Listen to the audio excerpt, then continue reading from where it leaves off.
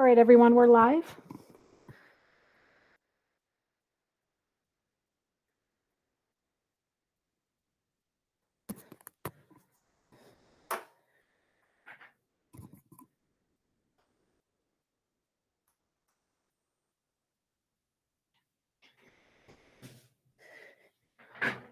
Shannon, I think you're muted. I've done this how many times and I still will make that mistake.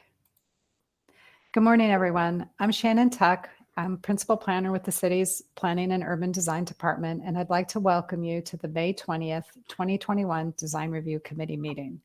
This is the first meeting of this body, and since we do not yet have a chair, staff will help run the meeting until a chair and vice chair are elected. For those of you who are new to this committee, this is a 9-person committee with 8 seats appointed by the City Council from the Downtown Commission and Asheville Area Riverfront Redevelopment Commission, respectively. The 9th seat will be appointed by the seated committee members and is an at-large seat. The primary function of this body is to perform design review for projects located in one of the city's 3 designated design review areas. That includes the downtown, the designated riverfront, and the new hotel overlay zoning districts. This is a mandatory review, voluntary compliance process, with one exception that we will cover later in the agenda. All committee members and staff are participating virtually. We appreciate your patience as we work through committee meetings a little bit differently. We are streaming live on our Virtual Engagement Hub, which is accessible through the Virtual Engagement Hub link on the front page of the city website and also linked on the committee page. You can also watch the meeting on the city's YouTube channel. We also have an option for the public to listen live by phone by calling 855-925-2801 and entering code 9410. I'll read that again. The number is 855-925-2801 with the code 9410. When we get to the public comment portion of the agenda, you may dial the same number and press *3. For those of you who are joining us today, welcome. I will now go through and introduce all the committee members who are participating virtually. Please make sure to mute your microphone if you are not speaking, and when you have a question or would like to speak, unmute your microphone. Please remember to mute your phone after you are done speaking. Committee members, as I call your name, please say a quick hello. Jeremy Goldstein. Hello. Kimberly Hunter. Hello. Stephen Lee Johnson. Hey, good morning. Jane Matthews. Hello to all. Brian Moffitt. Good morning. Robin Rains. Good morning. And Ben Williamson. Good morning, everybody. To help our audience follow along, I'll state each section of the agenda aloud and do a vocal roll call for each vote, if there is a vote to be taken. This is generally an organizational meeting today, so we may or may not be voting on some items. Additionally, I ask that committee members raise their hand to speak, and we will call upon you. Regarding presentations, we do not have any formal presentations scheduled for today. Again, this is an organizational meeting, but in the future, staff will share their screens and go through slides for all presentations. For today, we may be sharing our screens just to kind of collectively look at some of the information or to look at some of our what's available on our websites for the committee's reference. I should note that it's not uncommon to have technology issues following a presentation. Screens can freeze or participants have been known to be kicked out of meetings from time to time. If this happens, please just hang up from the meeting and re-enter using the same link that you used to join. And so we don't have any old information or old business since this is our first organizational meeting.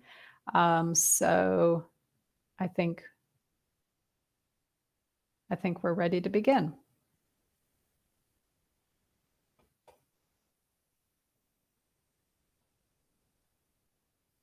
Sasha, did you want to?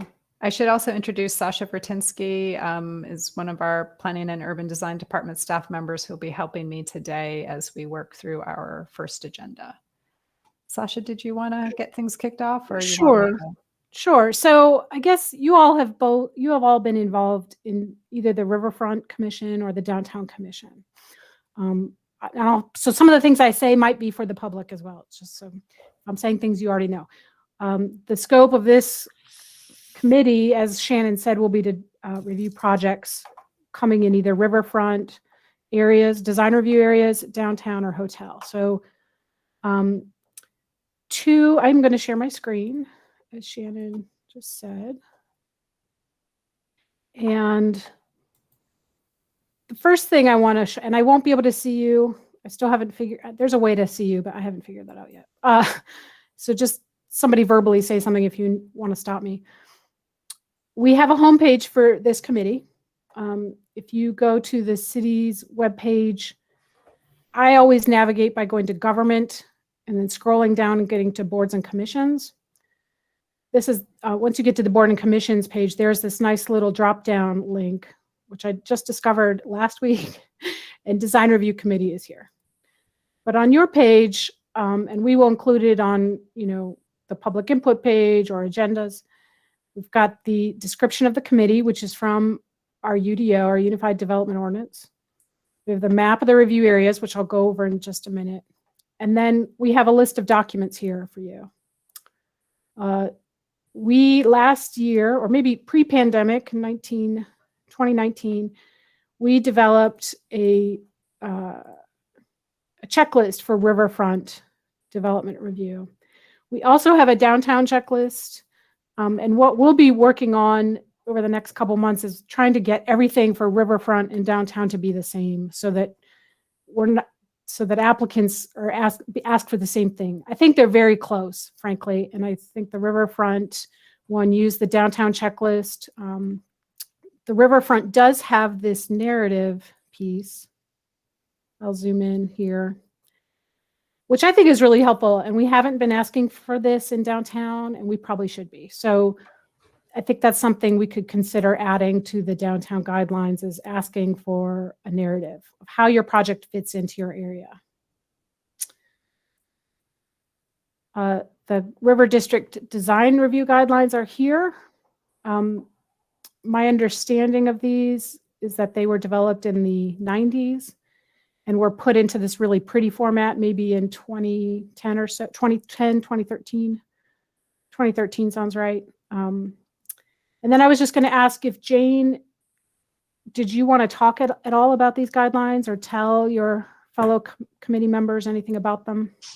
Well, I can only add that they do deal with both the French Broad River Corridor and the Swananoa River Corridor, and are broken, as this map shows, into specific areas. And it deals with many of the same things that the Downtown Commission has been dealing with. The windows, awnings, the materials used, parking, where it's located. We have a real emphasis on trying to add art to the projects.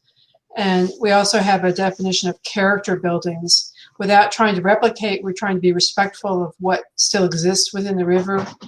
It is a historic district, and so not a local, but a national registered historic district part of it. And so trying to be respectful without replicating the architecture that's there.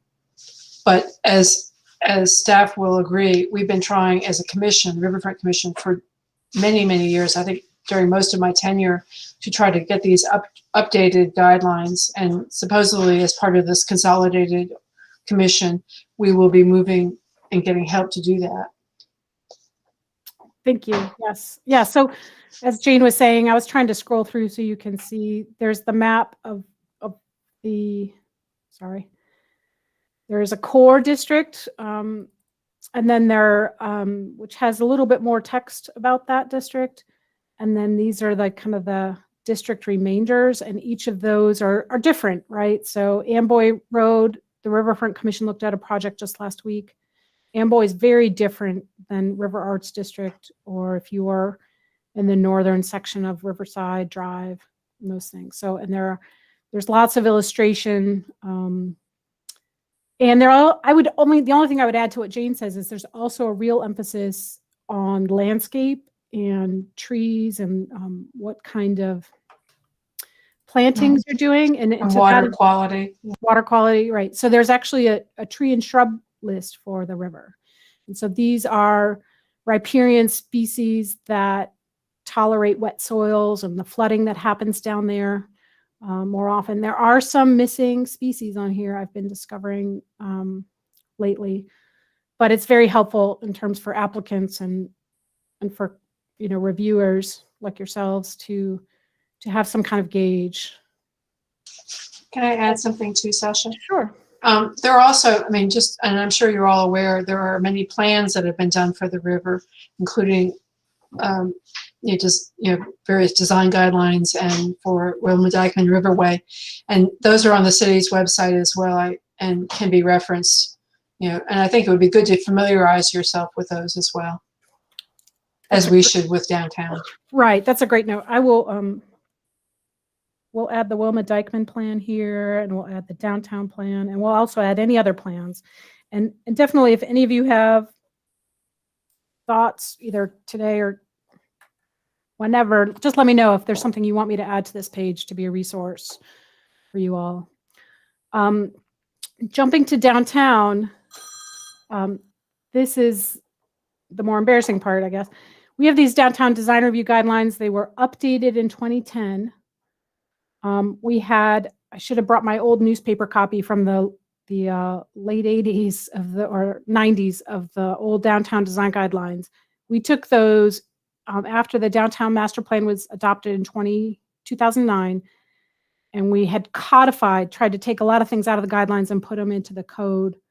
And then so we pared down the guidelines, but we have not ever made these guidelines look good. So it's missing, it's missing pictures in here. And it also, what we tried to do here is put requirements in gray. Those are UDO code items, and recommendations are guidelines. And what we thought it was a good idea, but we have found that it's actually more confusing to people than not. So that needs to be changed.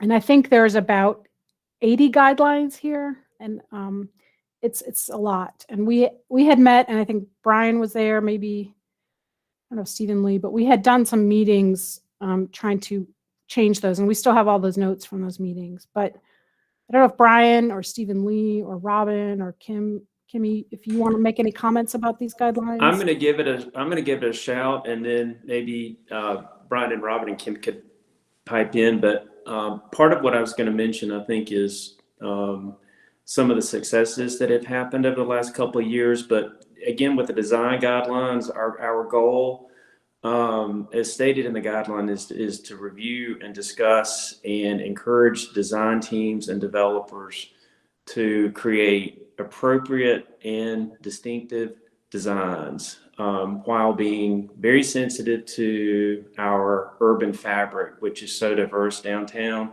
and also very sensitive to the public realm. And a lot of the projects we've been reviewing, they're in the dead center of downtown, and they deal with high volumes of people and the impact their structures have on the public realm. And we really try to push that in addition to sustainable design ideas. I think that what has been very successful with these guidelines and with some processes in some of the very large projects that have moved through in the last couple of years, these are projects that are the biggest projects that have ever been proposed for downtown, are that the projects have come through multiple times. We've had a very collaborative discussion with the architects, and the architects have been very open to receiving those suggestions, and then they come back. They have been incorporating many of those suggestions, and I think there's been some very strong successes. I think that we have a ways to go in terms of meeting all the needs of all the citizens that will enjoy some of these spaces, especially with just things like access and how the entrances are, people experience entrances to buildings and how those entrances relate to the existing urban fabric. But I know we've had Robin and Brian and I have had really good success with a very strong collaborative process. I'm going to leave it at that, and others can chime in. I'll jump in real quick. A couple quick things. One, I wanted to talk about scope of this commission and how we interface with our respective commissions. So briefly, we want to make sure that we are in this specific design review, that we're really looking at design review issues and not necessarily the policy kind of issues that we also review as commission members. So as a downtown commission member, I'm not really going to try to be telling the Riverfront Development District policy issues, but we'll really just try to be reviewing design. There's going to be a lot of overlap, and we do want to be mindful of that as we work through it, but that is my understanding so far. I want to echo what Stephen Lee said. Now, I'm hoping that we are able to keep both the informal and the formal review aspects of the design review board going forward. So one of the things that has been successful with the Downtown Commission is that we have had a number of informal meetings with designers prior to a formal submittal. And I hope we're able to do that in this review board as well for all projects moving forward. And then as far as it goes to downtown, you folks are really good at what you do. Most of you are better at what you do than I am at what I do. So you know the process, and I'm pretty sure everybody's going to be able to look at what we do have and move from there. I also do expect that all of us are going to be looking at these guidelines for both downtown and the Riverfront development and the hotel guidelines, and trying to put together some, I don't know, is this going to be 3 different documents? I mean, I keep hearing that we're going to address the design guidelines. Is this going to be one omnibus, 3 different documents? No, it'll be 3 separate sets of documents because each have their own special character. Okay. So they will be. And if I could I'll jump in real quickly and just to kind of clarify, especially for folks who might be just joining us from the public today. The scope of this committee is design review. So the primary function, as I mentioned earlier, will be performing design review, and that is based on these adopted design guidelines. There has been a lot of conversation over recent years about updating these guidelines. So that will be another function of this committee, will be when the time comes, as we explore opportunities and resources for doing that, to be able to weigh in on those new design guidelines. And so that will be super valuable and a really great benefit of having this committee. There will be other stakeholders, of course, too, when the time comes. But until we get to the point where we can update those guidelines, what we have is what we have. So the review should be based on those guidelines. All of these areas have both these set of guidelines and some sort of design-based requirements. Staff, as part of our presentation, will go through, the code, the form code or the hotel code, those design requirements, and make sure we identify what those are and how the project does or doesn't comply with those. And then, of course, we'll also cover the design guidelines. So we've got a little bit slightly different set of standards for those 2 aspects of this review. And we'll get to the informal formal part in the next item, Brian, if that's okay. And I just real quick, Shannon, if you wanted to talk about, I'll share my screen again and we could just talk about the hotel guidelines real quick. To find them.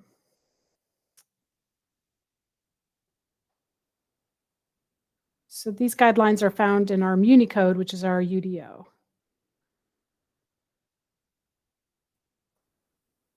Do you want to talk about those, Shannon?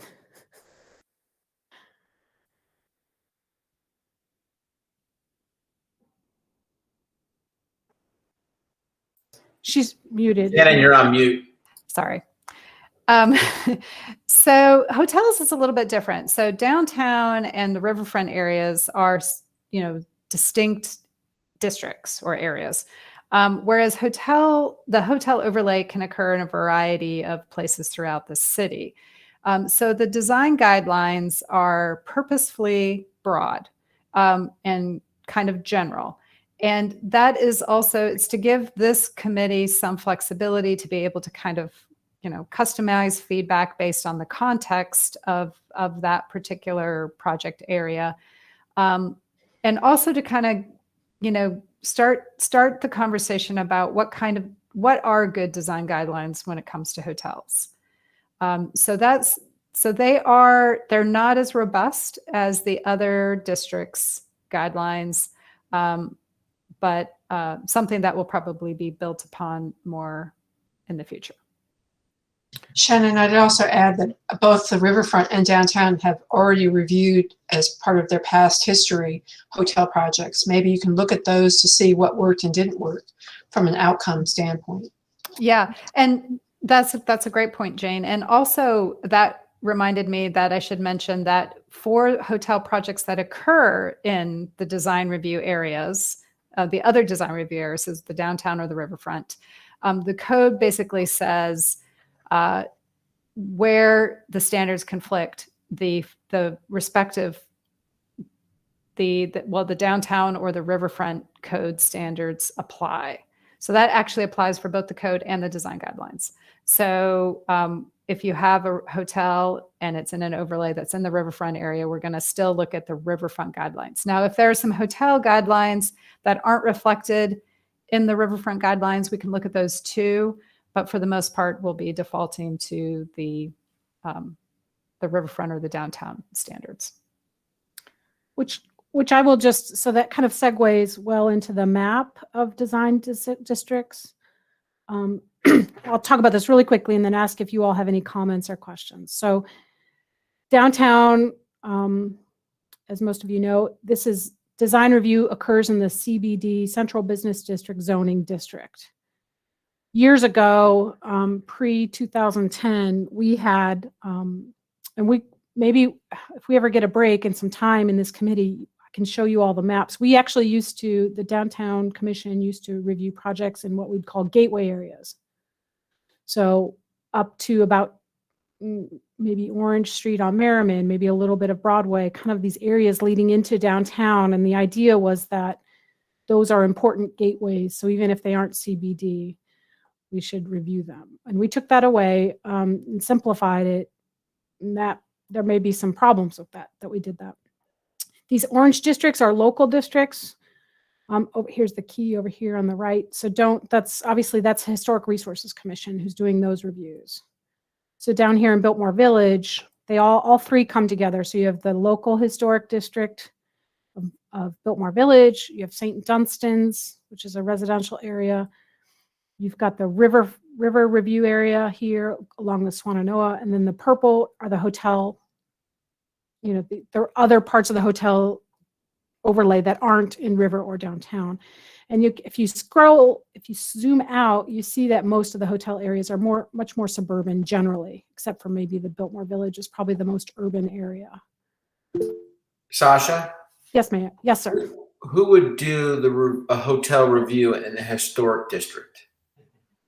Yes. If it's in a local historic district, like Biltmore Village, that will be HRC. Does that make sense? This committee doesn't does hotels everywhere other than the historic districts. Local historic districts, correct. Yes. So I'll stop there. Does anybody have any questions or comments about either the map or the guidelines?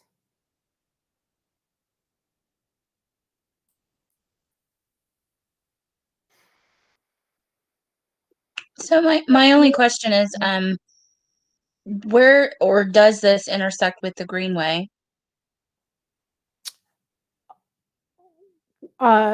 Which greenway, or is a particular greenway, or The Woodfin, the one that's going from River Arts into Woodfin. It's not, we haven't talked about it and I wasn't sure if that's part of our purview.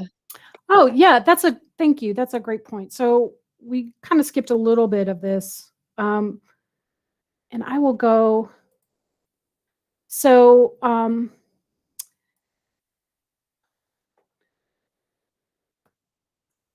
trying to say this succinctly. So for many years, the Riverfront Commission was reviewing much smaller projects than Downtown Commission. Downtown Commission was reviewing 20,000 square feet and up. And we knew that that wasn't quite right, because you could build a pretty sizable building in downtown and not go through you're just going through staff. So we actually, with this new ordinance, made them the same. And why I mention that is because in the Riverfront, and this would affect a greenway, is that there is a language, and I don't know if I'm going to find it here. This is the committee, so that's the wrong place to be. But It's under the design review. It's the minor and major works. So projects are going to be divided into categories. Minor works are going to be reviewed ministerially by staff. So those are small things like adding a fence or replacing a sign, things that probably really don't need a full commission review. More substantive construction will be reviewed by this commission or committee as a major work. And so the description of a major work will also include substantial changes in the appearance of a building, demolition or relocation of buildings or structure, and significant renovations or reconstruction. Sorry, I skipped over the early part, which is the substantial change in the appearance of a building, structure, or site. So if there is very substantial changes in the site or the terrain, then that was something that this body will review. So new greenway construction would be reviewed by this body. right, and if it's now once we cross the city line and we're in Woodfin, we won't be looking at it. Now the Riverfront Commission, which actually is more of a city county. And actually, they have a representative from the town of Woodfin on their board.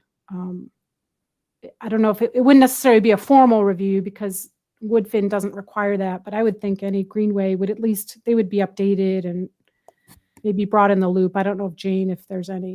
No, and we've been kept quite abreast of what's happening in Woodfin by their representative, and that is important to us to understand. So that information is coming to us, but we're not doing formal review.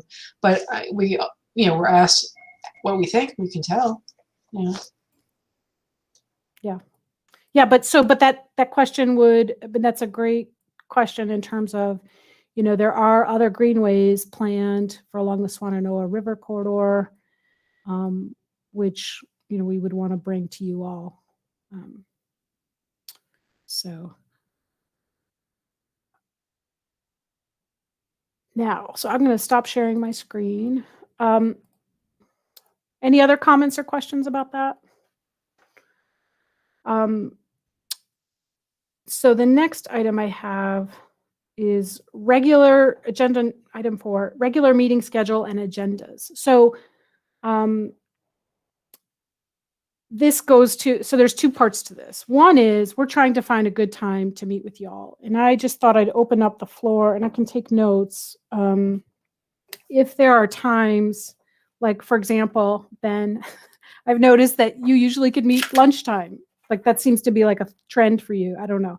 But if there are times that work better for you all that you would prefer, we want to try to find a good time of day for you all. Some boards and commissions and committees will meet in the evening or late afternoon into the evening in case discussions go long. Others meet midday, or some meet in the early morning. So really it's kind of what is the preference of this group? And we can start there. It doesn't have to stay that way. So if we have new committee members 5 years from now and they decide that this doesn't work and they want to meet we could always change it. But we might as well just start with the folks that we have with us today and, go from there. Also, if there are certain days that just simply do not work, that would also be helpful to know. Yeah, Stephen Lee, go ahead. When we start meeting together in person again, where would that location be? That is a great question. So we have a couple options. A lot of, if it's available, I think the first floor conference room probably makes the most sense. We have Chromebooks for commissioners to use. We have space. We've got a presentation set up down there. If that's not available, we have our large conference room here on the 5th floor. There could be, there's other spaces in the city that's available. So I think what we want to do is start with what are the days and times that work best for you guys, and then we'll try to find the best. What is the current meeting time for the Riverfront Redevelopment Commission? So Riverfront meets us, and I'm getting feedback through you, Stephen. Just so you know, the Riverfront Commission meets on the second Thursday of the month usually, and they had gone to an every other month format. So they only meet every month if they've got pressing items. But so second Thursday evening, and then the Downtown Commission meets second Friday morning. So they're kind of back to back. And frankly, we have been struggling with trying to find what is the right, we want their feedback, right? We want both of those commissions' feedback on projects. Last Friday, we got a tremendous amount of feedback on 2 big downtown projects. Riverfront looked at 159 Riverside, which is a CZ coming through the night before. So we would like this committee to meet after those commissions in the kind of progression. So this committee would meet after those 2 commissions, but before planning and zoning. But really, we can figure out which week of the month that is. I mean, I think 3rd, 4th, 1st. I'm not sure. It would, since those committees meet is that the 2nd week of the month? So, 3rd, 4th week is probably what would work best for this group, just so that we have time to get any revised information from the applicant and get it submitted. We were kind of originally shooting for the 3rd week. We think that will work pretty well. It may not give us enough time to get to the very next Planning and Zoning Commission meeting. That may have to be delayed. So, but it probably makes more sense to put more time between this body and the Planning and Zoning Commission than between the Downtown and Riverfront Commissions in this body. So. Kimmy, go ahead. Yeah, thanks. So I was going to ask, how long will it be before we meet in person? Because that totally determines my answer on what day and time is going to work. They're totally different. We're waiting for guidance, more direction on that. We have heard that Council is considering meeting in person beginning in June. If that happens, then I would expect other boards and commissions to kind of follow thereafter. So July, August, somewhere in that time frame. But we don't have that determined yet. So I think at least the first meeting of this body will be remote, but maybe beyond that, it might be in person. And I would plan I would go with your in-person date. I think that's probably, I don't think it will be long. So that's probably the one we need to shoot for. Yeah, and I guess their option for hybrid. That's what I was wondering. That's what I've been wondering that too. We hope so eventually, but I think initially it's going to be too much. I expect, again, this is just me, this is just speculation based on other conversations we've had internally, is that we will likely go in person and then work on a hybrid model maybe beyond that, but that might be a while. Also, it requires more resources, and I'm not sure if the city is prepared for that. And I think, Kimmy, you mean hybrid as in attendance, like either you're virtual or you're in person for the actual membership. Yes. Yeah, I think that would be ideal, obviously, because people have different things going on. But Jane?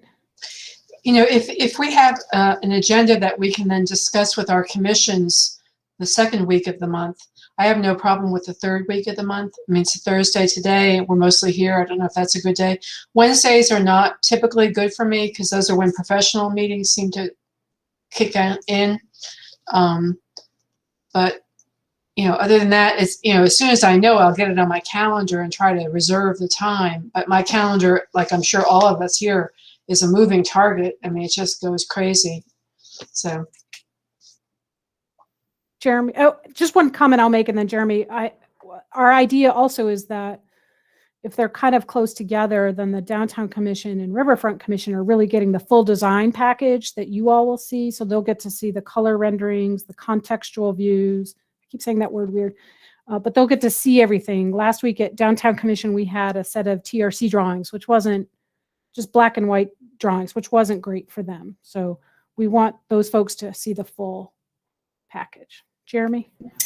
Yeah, for me, midday would be best. And like Jane said, as long as I can plan it, I can pretty much almost always do that. Childcare issues are a problem in the mornings and the evening for me at the next 5 or 6 years. Ditto. Okay, that's really helpful to know. That's great. Okay. Brian? 2 quick questions. First of all, will our meetings involve a lot of public attendance and public comment? Because obviously that's going to determine both where we meet and when. If you want to make it as available as possible for the public, midday works for us as professionals, not as great for public. So that's my first option. And then secondly, and this is getting into agendas and maybe even rules of procedure, will we have kind of consent agenda type items for a lot of these level 1s that are major works, but not necessarily huge items? Because that would also indicate like kind of when we meet and how long we should plan for. Do you all do that? Did you all do that at HRC, a consent item? It seems weird to me. A long time ago we did. And then I think we were told we were not allowed to do that Right. based on, because the legalities or certificate of appropriateness. It really depends on the level of work. I mean, what we're doing right now, I think I would actually have issues with it. I think honestly, if it's a major work, then we need to discuss it and give public comment. Would be my initial take on it. If it's a minor work, then it's obviously that we're done. Right. So we Right. won't be bringing any minor works to you. Right. Minor works won't come before the committee, just the major works. And I think it would be problematic to put it on consent. It's something that we can maybe keep in the back of our minds and we can explore if we find that the agendas are too lengthy. I think there'll be shorter items for sure. Well, if I may, the chair can also recognize and move that along faster for minor works, whoever that may be. Or not minor work, major works that yeah. don't really need. Right. A lot of review. So yeah, I would That agree. sounded like a volunteer to the chair. I'm pretty sure. Right. I would say we keep it on the agenda as a major work, but obviously not all major works need full-blown, discussion and evaluation. So, and then to answer your question about public participation, it will be a public meeting. So it'll be noticed and advertised. Members of the public can attend. It is not a public hearing where you're required to take public comment. Now, what a lot of boards and commissions do is they sort of consolidate their public comment either at the beginning or the end of the meeting, or, maybe I think you still have to accommodate some public comment, but it doesn't have to be specifically about each project like we do like at the Planning and Zoning Commission or the Historic Resources Commission. Thank you. That I helps. will say that Riverfront and Downtown have done historically public comment for every design review. So Shannon and I obviously didn't talk about this. I would have said public comment on every review, because I think especially the major ones. I mean, those are big things impacting the public, and part of this change is making sure that the public can participate. And I think that helps with the meeting time a little bit, right? In terms of people, we've gotten so much better about providing everything online, and there's numerous ways to access materials that I'm hoping if somebody can't make a meeting that they will submit comments. Well, I would just say that what the public typically comment on is not going to necessarily be design based. And most of these projects will be moving on to the Planning and Zoning Commission. So I think it's something that this body can discuss and decide how you want to handle it. I think you could also probably make adjustments, because you'd have a really big project and you may decide, we'll go ahead and break up our public comments and take it after each project for this agenda, but generally not do it. Or, I think there's some flexibility. Jane? I was wondering if we're going to have a legal counsel to this commission. We will not have legal counsel, I believe, attending, not like we do with our formal boards and commission, or like a HRC or Planning and Zoning Commission. But we have legal staff available for general guidance. Just, I mean, if they could advise on some of these things like public comment. And Yeah, we can certainly, Sasha and I can certainly check in with them about that. thank you. I would actually say just the opposite. I would reserve most public comment for public hearings for level 2 and above in the format that they have. They already will have the option of making public comment at downtown, at Riverfront, and then for a level 2 or above at P&Z. I would think we would want to have more public comment possibly for the level 1s that don't have any other opportunity to do so. But we can talk about that as we get there. And I definitely think it's cut. Yeah, I think the hotels that aren't in either of those districts may be a different. And again, it's that it is hard to get folks to not talk about some things, but yeah. Oh, for the time and place, I echo Jane's comments. Just tell me when, and I will figure it out and try to avoid Mondays and Friday afternoons. Don't do that to anybody. Okay. Okay, Stephen Lee. So Riverfront met on Thursday afternoon. Is that correct? Was it 4? Okay, so the Design Review Committee, Downtown Commission Design Review, would meet at 11:30 and on Tuesday. So I just wanted, one group was meeting in the evening, one was meeting during the day. So it sounds like the first thing we need to decide is, is it midday or is it end of day? We've heard a couple votes for midday. 3, at least 4, 5. James kind of seems indifferent. Ben, it seemed like you had. Yeah, it works personally better for me to meet midday. I think if we have a goal of integrating public comment at all, it makes more sense to push towards the end of the day. To echo what Brian referenced a minute ago. So yeah, that would be my only pushback on midday. Yeah, we have so many boards and commissions. I think we have to prioritize what works for you all, and the members of the public will adjust, I think. I mean, for the one meeting that somebody from you all have to be here every month. Members of the public may only tune in once a year, or if that, so I would say, I think we just have to prioritize what works best for you guys. And again, we can adjust this if we need to as we go. So it sounds like maybe 11:30, the third Tuesday, right? No Mondays, no Wednesdays. We were already kind of looking at that as a good possible spot for this committee. So that I think we're narrowing in. And should we start there, 11:30, the third Tuesday of every month? And Yeah, I would just say that I could make it work. It's still a little challenging, but Thursdays actually do work better for me. If I need to, concede, I will. But I just want to say that actually Thursdays are my best day. okay. Anybody have a problem with Thursdays? I've got a standing meeting every third Thursday from 9 o'clock until noon. Would noon work for folks? Stephen Lee, can you bring? Is that too much? I always Emily, used to bring snacks to you all because I felt so bad making you starve, but noon? I tried to. I could be there at noon. Yeah. Okay. Does that work, Kimmy? All That's right. great. Thank you, Stephen Lee. And I know we put out that doodle poll, and June 3rd looked like the one day that almost everybody could make.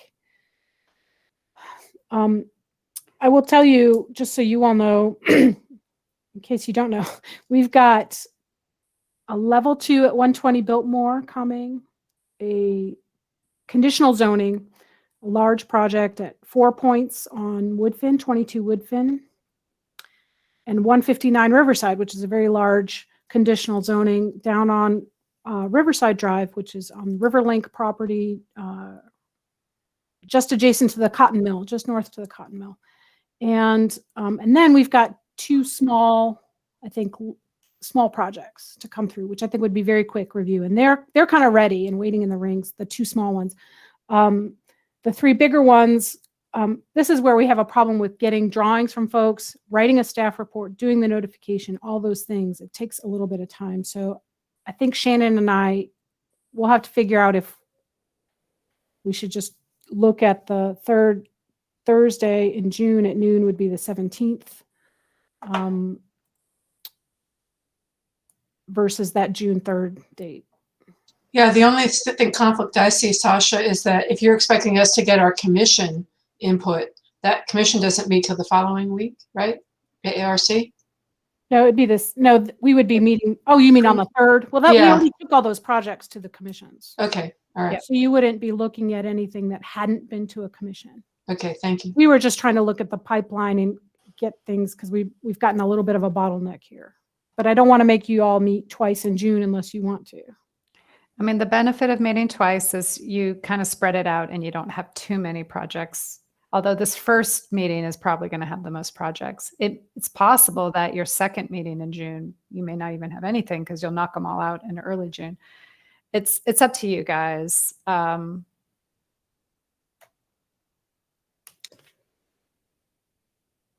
Two meetings or one meeting? I don't mind. I mean, two shorter meetings seem appealing to me. Yeah, Especially I for won't be this- around on the 17th. I'll be on a train on my way to New York. Okay. Nice. So maybe we go with the two meetings. I think the applicants would appreciate that if you all are willing to do that for this first go through. And then it might be possible we don't even need to meet in June. Jane, you'll be there for The the second first, meeting, for the big right. ones. Yeah. So we'll have to see. So July will kind of get on the real schedule of third Thursday regularly. And I just remembered I should look at when all the other commissions are meeting, and there's nothing at that time. So that's great. And these first two meetings potentially in June, we're saying that they're virtual. Yeah. I would say yes, expect for so, sure. Yes. For sure. Yeah, I'm all for two. And I think for me, they'll just give me an opportunity to digest and acclimate as opposed to trying to get it all done at once. It also gives this commission the opportunity, and the applicants, if there's a lot of design feedback that they want to try to look at more carefully, and then there's another meeting following shortly thereafter that they could get on that agenda. So you could continue items to the next agenda. That could be convenient for this first month. And just to switch a little bit, so that's great. Thank you so much. And so Brian brought up this issue of informal and formal review. When we were first conceptualizing this committee, I had it in my brain that there would be one Thursday you do informal review, and then the next 2 weeks later you do formal reviews. That's a lot to ask you all, and you all are all serving on another commission, and so that doesn't seem doable. And so we started thinking, well, if you have one meeting a month, you do your formal reviews first, and then could do some informal at the same time. I'm not sure with the volume that we are experiencing right now that that's doable, frankly, because informal reviews are that's your duty, let's say. That's what you have to do. The informal was a kind of a kindness that was given to people. It's not required. But so if you all have any ideas or thoughts about that, it could be something that's at a different time and it's a subcommittee or just a couple of folks from this group, and it's optional and it's not required of anybody to go, and you're not looked upon. If you can't make them, I don't know if you all have any thoughts. Let's just get into it, folks, and see what the professionals want to do. A lot of these professionals have been bringing stuff to us very early in their design process. And so if they're willing to just bring it to us and we can look at it and understand that we're not voting on anything and we can continue, or it's not even a true submittal, let's do that. And we'll, like you said, we'll do the real ones first and then have the other ones later in the meeting. It's kind of the way I do that. And then if we need to do something, if we need to do a little subcommittee to peel off for things, then we can do that as well. That's my 2 cents. Stephen Lee.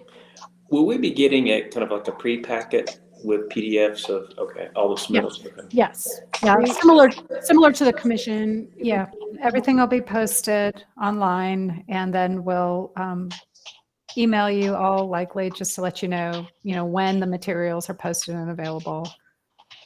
Try to get them usually. It's not usually quite a week ahead of time. So if you're meeting the third Thursday, so like we may try to get them posted by the preceding Friday or the preceding Monday, something like that.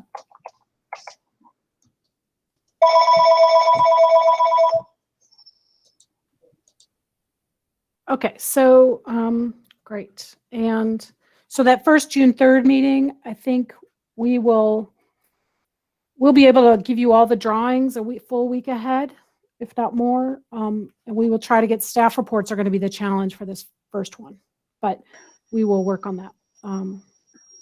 Robin, Are we going to do that one at noon too? does that work for everyone? Noon or 11? 11, we could do 11:30. There's the Affordable Housing Advisory Committee is from 9 to 11, and I don't want to overlap with them if at all possible. Is noon okay with everybody, or 11:30? Any preferences? Okay. So forgive me, we're talking about June 3rd and June 17th at noon. Yes. Yeah. Well, let's just keep it simple so we don't have to remember different times. If that works for everybody. Great. Thank you. Next item was rules of procedure, and Shannon is going to talk about those, and we just posted those. So you all are, I think, having served on other boards and commissions, you're familiar with rules of procedures, just sort of the standards by which this body will govern themselves. It's got the typical description and purpose of what the committee exists for, and membership, details about membership, and electing a chair and a vice chair, all of that stuff. Conflicts of interest were recently updated by our legal staff. That's included. I used a couple different existing rules of procedure for different boards and commissions and kind of merged them together for you all. It's a draft. It's available for you to review. It's pretty dry, pretty straightforward. I don't know that there's a whole lot to add or consider. It's just like, it's kind of technical. Yes, Jeremy. My only comment is the chair can't have served for a year initially. Right. So there's a temporary chair also in the rules of procedure when there isn't a chair or a vice chair yet established. So I think we can just basically call this first chair a temporary chair until enough time has passed. For all intents and purposes, it'll just be a regular chair. But so you might want to just digest those take a quick look, make sure I don't have any typos or anything in there, or there's something that seems unusual.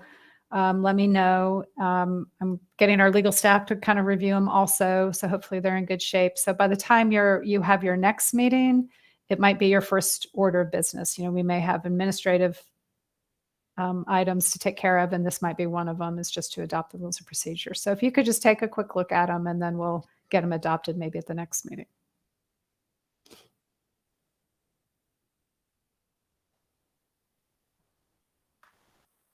Is it fair to ask if everyone's already read them? And if so, could we adopt now? Or I'm just thinking about all the things we might have to do later. And I'm like, what can we check off today? Well, we could. I suppose we run the risk that legal staff could come back with me, with some changes, although I feel pretty good about it. I think we're in good shape. So they could be totally fine, but you could, and then we could edit them later if you needed to. Kimmy, I just got them right before the meeting, so I really haven't digested it. I trust staff, but I really haven't gone through it in detail. So. Yeah, and I'd appreciate Understood. if you all can look at them just so we just have some confidence that they're in good shape. maybe it can be, I don't know if we could do consent at the next, but yeah, it could be a quick item at the next. I appreciate your trying for efficiency. Me too. Shannon, do you want to talk about election of a chair? Yeah, so that's also described in the rules of procedure. So we think, this committee is a committee, but it still would benefit from having a chair and a vice chair. It's, for all intents and purposes, I think this committee will operate much like a commission. So it's, I don't know what you all want to keep in mind when voting for a chair. Some boards and commissions, folks will just say, I'm interested, and then there'll be a vote. You could do, it's just a simple majority vote. We could do it today. We could do it next time. Whatever you guys think. And we would vote for a chair and a vice chair. Secretary is just established by our department. We just have a staff person assigned as secretary, so you don't need to worry about that. So it's just chair and vice chair. Stephen Lee? I'd like to suggest that we nominate and vote on a chair and vice chair today, if possible. Sure, we're happy to accommodate. And you know what? I have to say, I don't want to mess up your agenda, but I feel really bad that at the beginning, we didn't go around the room and have you all introduce yourselves to each other. And that was a really big oversight. And I apologize. And maybe you all know each other. All right. I guess that don't know. was That would be helpful to know who does what. Like, I like to know who the architects are, what people do, because this is a design review Sure. committee. do we want to do that now before we try to elect anybody? Sorry. Who wants to go? I'll go around my screen. Jane, would you like to start? So I'm Jane Matthews. I am principal of Matthews Architecture in downtown Asheville. And I also chair the design review committee of the AARRC currently formed. And I did downtown design review, ironically, as part of planning and zoning back in the day, long time ago when I was on that commission, and advocated for it to be pushed to the downtown commission. So glad that you've been handling that for all these years. Kimmy, do you want to? Okay, I'm Kimmy Hunter. I'm in my second term on the Downtown Commission, and I am a North Carolina real estate broker, and I own Wishbone Tiny Homes. So I'm a new developer. I have no interest in being the chair or the vice chair, so that makes it easy. Sorry, Jeremy? Hey, hi. So I served on planning and zoning, one term with Jane and then another term for a number of years. I'm a commercial real estate broker and developer. Been in Asheville for, 22, 23 years. I too have no interest in being chair or vice chair, but hi. Brian? Brian Moffett. I'm just a local architect. I'm in my first term on the Downtown Commission, and I'm going to nominate Jane. So there you go. And you also served on the Historic Resources Commission for a number of years and chaired that body. Yeah, you're more than just an architect. And current chair of the Downtown Commission, correct? Yes, and I'm still going to nominate Jane. He also sounds very qualified. He doesn't stay on agenda topics. Hold on, Brian. You're getting ahead of us here. Stephen Lee. Hey, I'm Stephen Lee Johnson. I go by Stephen Lee. I've been an owner partner at Sightwork Studios for 17 years now. We've been in the River Arts District for 16 years, and we are moving tomorrow to downtown Asheville for the next 17 years. And I'm a landscape architect, and I'm on the Downtown Commission. While we're voting, Jane, chair, Robin, vice chair. Thank you. Seconded. Stop. Y'all. Ben. Hey, everybody. I am Ben Williamson. I am not a designer, architect, or developer, but I'm an educator turned nonprofit administrator currently serving as the interim executive director at Green Opportunities in Southside. Just began my first term on the Riverfront Commission. So yeah, thanks. Excited to be here. Robin. Hi, I'm Robin Rains. I'm in my first term on the Downtown Commission as well. I am a partner at Real House Architects. I've lived in Asheville for 21 years, and I've worked on the Affordable Housing Committee downtown, and I think that's it. Oh, I've been on the Design Review Committee too for a while. So. Thank you all. All right, I'll turn it back to Shannon for our. Are we missing anybody? Is there one person we're missing? So the Riverfront Commission, basically you all had to apply, as you recall, and we only got 3 folks from the Riverfront Commission applying. So there is an empty seat for that person. Sage is, Councilman Turner is trying to recruit somebody actively from that body. And then we have the at-large seat. So we have 7 out of 9, which is a pretty good starting point. I would also say it'd be kind of, and I don't know if it's needed, I'm pleased that we have landscape architect as well as architects, but would there be a benefit to having an architect, landscape architect chair, co-chair? Or does it not really matter? I think, Everybody's vote counts equally. So it's really just about running the meeting. yes. So I would say whoever feels comfortable doing that has demonstrated skill in keeping everybody on task and focused on the issue at hand. So managing members of the public should that need arise. I don't know. I think Jeremy was nominating Stephen Lee. I'm all in favor of Jane and Robin. Stephen Lee doesn't look like he wants to do it, so I would second that nomination. Sorry everyone, can we, just for me, because I like agency, I like to see people's agency, can each person who's interested state they're interested, just so I for myself know that you're putting your own agency into the position? Thank you. I would serve if selected. I've been doing it for a while, and I have been chair of other commissions, so it wouldn't be unusual for me to take that on. I'd be happy to do that, represent, and I'm really glad to see the mix of people on the committee. I don't know that it needs to be an architect, landscape architect chair, vice chair. As long as we have the mixes, the commission is really important. Thank you, Kimmy. That was a good point. Is there anybody else who's interested in being chair? Robin? I'm not interested. I never said I was. Yeah. No, vice chair is just running the meeting if the chair is not available.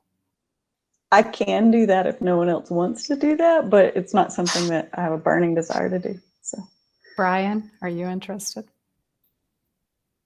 I've got plenty to do. If you need me to help, I certainly will. Oh my goodness. Is it Rosa. okay if we go person to person? Just for me, I like to hear people's voice in the matter. So I don't want anything except for to be on the commission. So no chair, no vice chair. And can I interject before we do that? Sasha, I forgot to tell you, I have an appointment I have to run to. Okay. So I'm going to have to sign out. So I'm going to put you all in Sasha's capable hands to wrap this up and get you through this next bit of the agenda. So thank you all so much. Really appreciate your service, and we'll talk much more in the meetings to come. Thanks, Shannon. Thank you. Okay. So Jeremy, you're next. Yeah, I've already stated I'm not interested. Okay.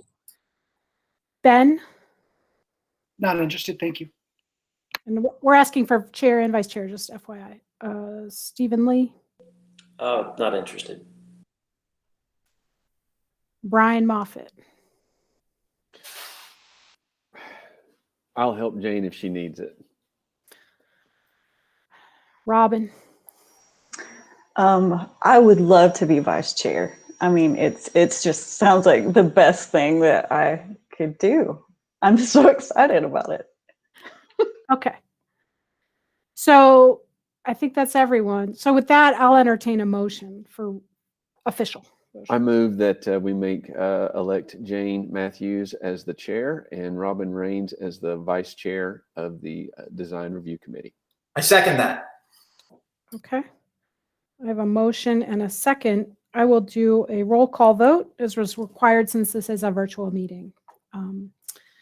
And I will try to quickly alphabetize you all. Jeremy Goldstein, Here. Yes, I. Yes. Kimmy Hunter, Aye. Stephen Lee Johnson, Aye. Jane Matthews, Aye. Brian Moffitt, Aye. Robin Raines, Aye. Ben Williamson. Aye. Thank you all.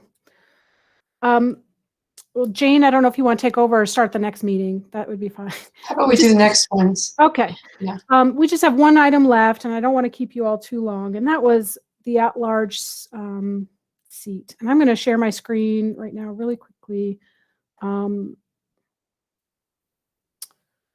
So in our documents here, which I know you received Monday, but that's still not a whole lot of time. We received 8 applications for the at-large seat. We advertised both on the city website. I also sent out emails to the design community in general. This does not have to be a designer. The only requirement really of your committee is that the majority have to have either special interest or education experience or professional, education. So we're well into a majority on this commission. So committee, sorry, I'm going to say that. I'm going to do that all the time. So some folks, a couple folks submitted cover letters and applications. These 2 folks did. I started making a table. I didn't share that I didn't have a chance to finish that. So my question really is for you all. Do you want more time to review these, which I think is perfectly reasonable? Have you all had a chance to look at them and there's somebody you want to nominate? Or third option would be there's not enough variety here in folks and we want to reopen this and get more applications. And Stephen Lee, and then maybe Kimmy, I could tell you look like you wanted to say. I'd like to suggest we discuss and vote since we've had this for a little bit. Thank you. I'd be in favor of that as well. I also do think it's fairly important to have a design background. This is a design review committee. One reason why this was formed was to sort of take the other non-design related issues out of this particular, lens. Other thoughts? I just wanted to vote as well. I've read everything Okay. thoroughly. And I want to recommend Karen Craig-Nolan. No, she's not a design professional, but she does have extensive background in the River Arts District specifically. And personally, professionally, I think having someone who is physically in a wheelchair actually will add value to how we think about design and how we review design. So I just wanted to name that. Thank you. I would second that nomination, and I would add that Karen also brings a lot of experience with clean water issues. She served on the Clean Water Trust Fund and has a particular interest in stormwater management. And, if nothing else, it's just another voice to that discussion. I think that would be helpful. Stephen Lee? I would like to discuss or nominate Kate as well. I think on our application it's referred to as Catherine, but Catherine and Kaya. I know that one strong element that we have been missing from the Downtown Commission Design Review Committee has been a very broad, in-depth understanding at reasonable and reliable, sustainable building and stormwater techniques, management techniques, and Kate's company manages and designs and installs sustainable living roof projects all over the East Coast. And I think that it's pretty profound, the work that they do. Almost every project that we've been reviewing in the Central Business District, there has been an incredible opportunity to capture on some of the successes those systems could involve, and we really haven't had an opportunity to push it very, very strongly. And I think that I think it's important to in addition to being a really good designer with background in landscape architecture, Kate is a new fresh face that is very, very eager to be a part of a commission in reviewing design. Thank you. Thank you, Stephen Lee. I would second that nomination. Kate has been a great addition to the Riverfront Design Review Committee. I lobbied very hard to make sure that we had landscape architecture represented.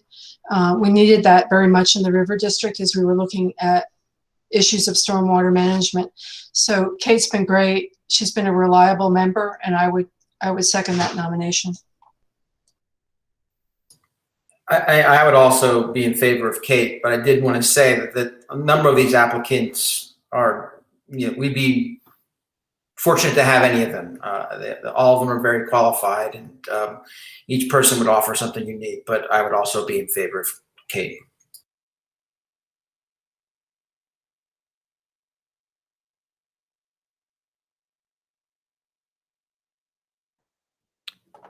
Any other thoughts? Does anyone else want to? I would just second what Jeremy said. There's some wonderful applicants. I think just having a balance and representation on the commission is really important too.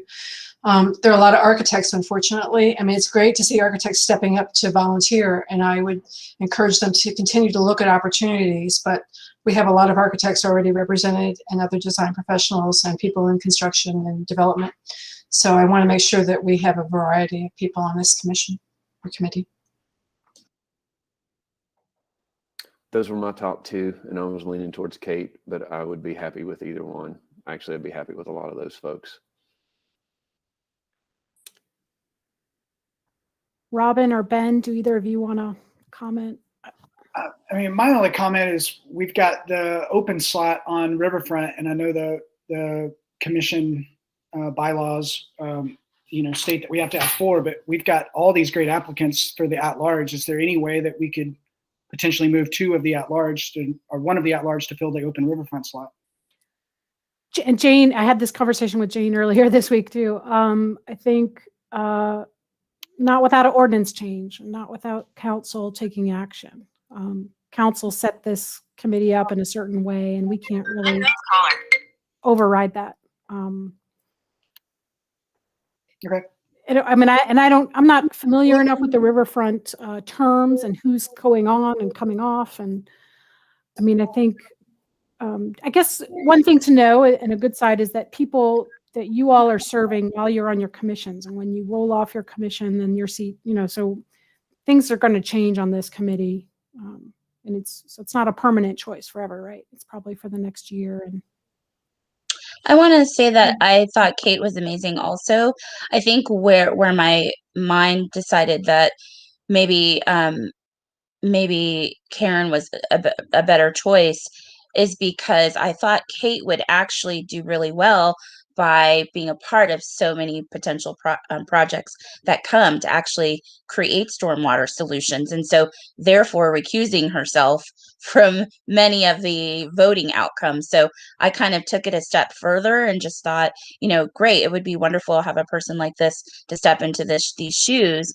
But ultimately, the goal is that they're doing the work, or their business and their company is doing the work with all this development. And that's part of solving the problem. So I just wanted to name that. And that's why I really want to push for Karen, because we're still not seeing enough representation for people with different abilities. And I think we need that in the room, especially with her experience beyond that goes to real estate and river and, stormwater, clean stormwater and things like that. Thank you for listening.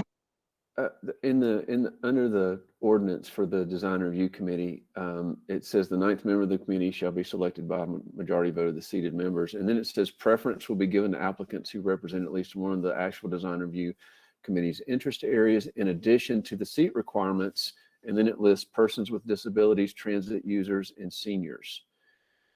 So with that, doesn't Karen more appropriately match that as far as preference?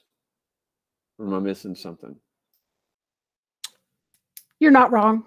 And we specifically worded it that way because of discussions at the Downtown Commission, frankly, and just wanting to make sure we're getting some of those diverse voices on this board.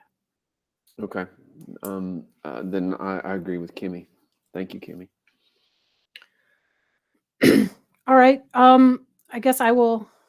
If I could just say one thing, again, I'd like to just stress the fact of a new face and new creative talent in a sustainable role that's extremely needed on the commission. We really don't have that now.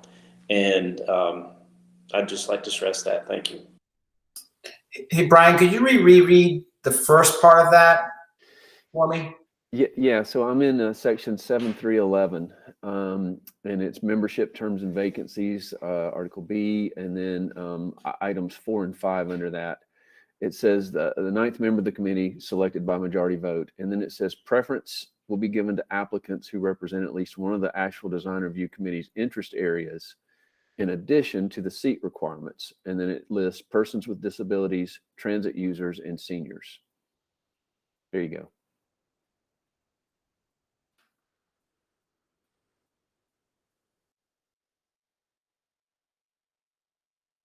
You're muted, Sasha.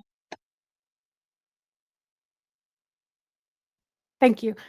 We actually borrowed this from another design board in North Carolina, Chapel Hill, that had something similar. So.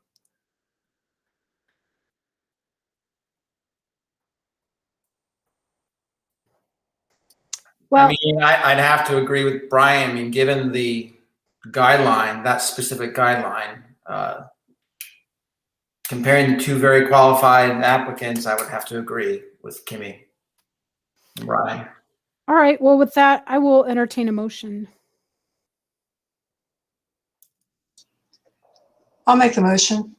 I move that Karen Craig Nolan be appointed to the open seat on the Design Review Committee. I second. Seconded. Kimmy, Beat you to it. Okay.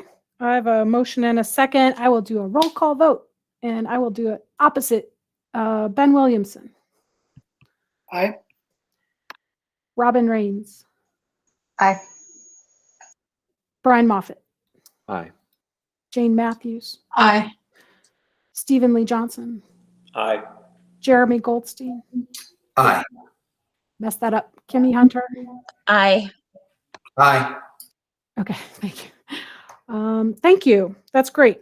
Okay, we will, in the meantime, we will, before your next meeting, we will get in touch with Karen and get her oriented to where you all are at. Stephen Lee? Just a quick note. Can we go ahead and start to request a narrative be submitted by all projects? I think that's a great thing that the Riverfront group has. Thank you. Sure. I think that's doable. Thank you. So with that, I'm going to go look to see if anyone is in the public comment queue. There's no one actually listening by phone right now. And with that, so we have no public comment. We received no email or phone voicemail public comment for this meeting.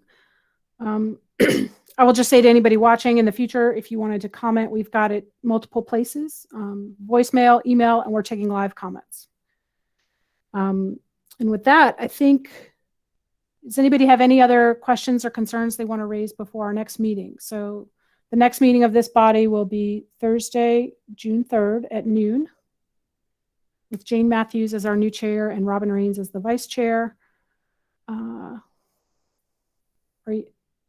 I never know if we should have a motion to adjourn. Motion to adjourn. Okay.